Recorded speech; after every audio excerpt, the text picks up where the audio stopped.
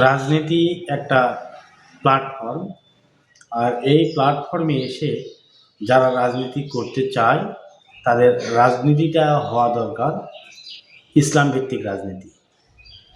কারণ হচ্ছে, যখন আপনি ইসলাম ভিত্তিক রাজনীতি করবেন না, তখন একটা রাসূল সাল্লাল্লাহু আলাইহি সাল্লাম বা ধর্মীয় নীতি থেকে আপনি বাইরে গিয়ে রাজনীতি করতেছেন।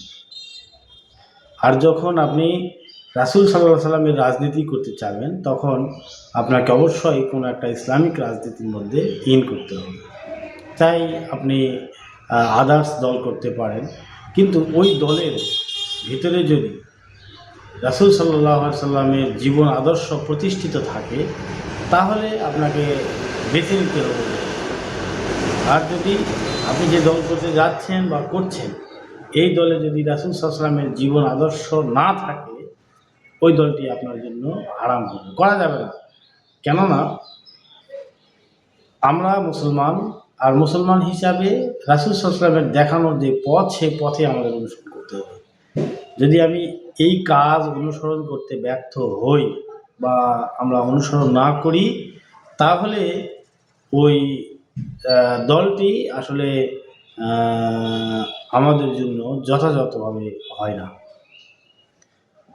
ইসলাম একটি পরিপূর্ণ কমপ্লিট জীবন বিধান, যেই জীবন বিধানের কথা আল্লাহ তাআলা বলছেন, আল ইয়াউমা আকমালতু লাকুম দীনাকুম ওয়া আতমামতু আলাইকুম ওয়া রাদিতু বিল্লাহি ইসলামা দীনান।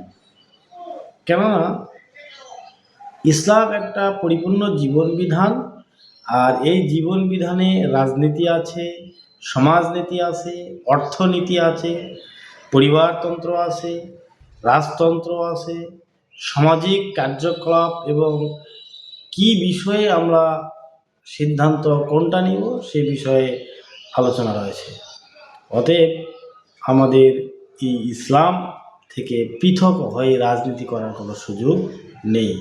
যদি করতে চাই বা করি, তাহলে সেটি হবে আল্লাহর আইনের বহির্ভূত কোনো রাজনীতি।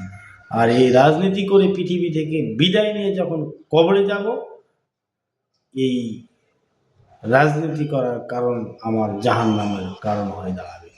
সুতরাং বি কেয়ারফুল, আমরা সাবধান থাকব, যাতে করে যে রাজনীতি আমরা করি সেই রাজনীতিটি যেন আল্লাহ রাসূলের দেখানো রাজনীতি হয়। সকলকে ধন্যবাদ। আসসালামু আলাইকুম।